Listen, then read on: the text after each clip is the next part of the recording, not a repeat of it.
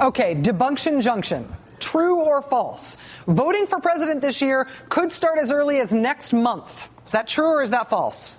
False. The New Hampshire Republican Party freaked everybody out about this a week and a half ago when they put out a statement that they were thinking about holding their presidential primary in New Hampshire on December 6th.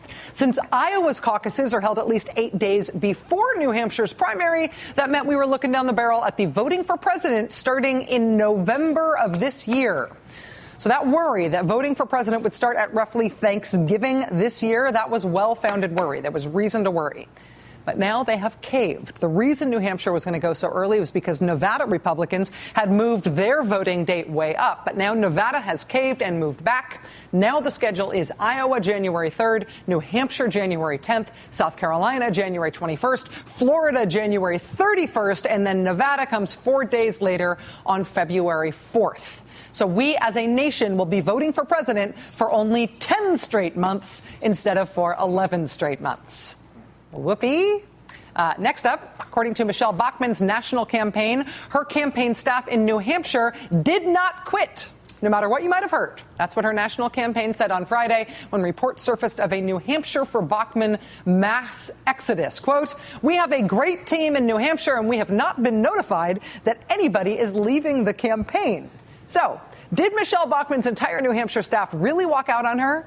Is that true or is that false?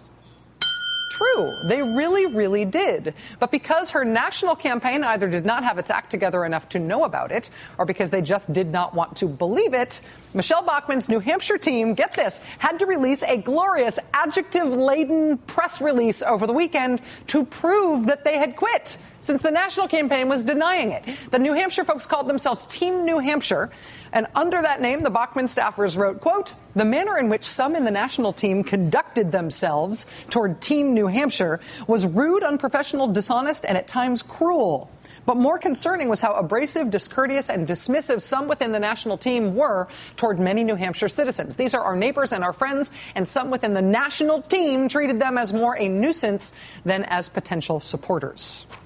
Even after that press release, the Bachmann national campaign still refused to admit that its New Hampshire staffers had quit, saying this afternoon, quote, "The unauthorized news release was sent by a person who doesn't even work for the campaign and has never had the authority to speak on behalf of the campaign.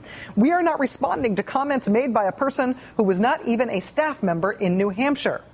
So they are dismissing the allegation that they are being dismissive. You also apparently need permission to quit the Michelle Bachmann campaign, and if you don't get it, you're not allowed.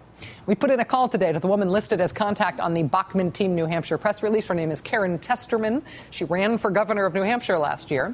Ms. Testerman told us that she was happy to be the point person for the staff that all quit in New Hampshire, and she says she finds it odd that Bachmann's national campaign manager says she's not a viable person to speak for the campaign, since he's the same guy who called her up and asked her to file the paperwork for Michelle Bachmann to be able to run in the New Hampshire primary. She's not filed that paperwork, by the way. The paperwork is due by the end of next month. But it sounds like if the Michelle Bachmann campaign does actually intend to run in New Hampshire, they're going to have to make some New Hampshire friends very, very fast. That does it for us tonight. Now it is time for The Last Word with Lawrence O'Donnell at his new time. Have a great night.